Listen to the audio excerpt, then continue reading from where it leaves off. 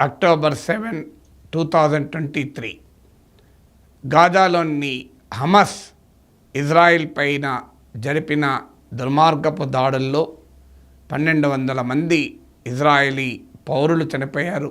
మహిళలు, పిల్లలు. కొంతమందిని బందీలుగా తీసుకుని హమస్ ఫైటర్స్ వెళ్ళిపోయారు. ఈ పరిణామము అనేక ఇతర పరిణామాలకు దారితీసింది. అంటే ఒక చైన్ ఆఫ్ ఈవెంట్స్కు దారితీసింది. హమస్ జరిపిన దాడిని తీవ్రంగా ఖండిస్తూ ఇది తీవ్రవాద చర్య అంటూ వర్ణిస్తూ ఇజ్రాయిల్ గాజా పైన ఏకంగా యుద్ధమే ప్రకటించింది. ఏడాదిగా గాజా పైన ఇజ్రాయిల్ తీవ్రమైన యుద్ధం చేస్తూ వస్తోంది. ఇప్పటికీ 42,000 మంది గాజాలో సాధారణ పాలస్తీనా ప్రజలు, మహిళలు, పిల్లలు చనిపోయారు. 1,00,000 మంది గాయపడ్డారు. 23 లక్షల మంది గాజాలోని పాలస్తీనా ప్రజలు నిర్వాసితులయ్యారు.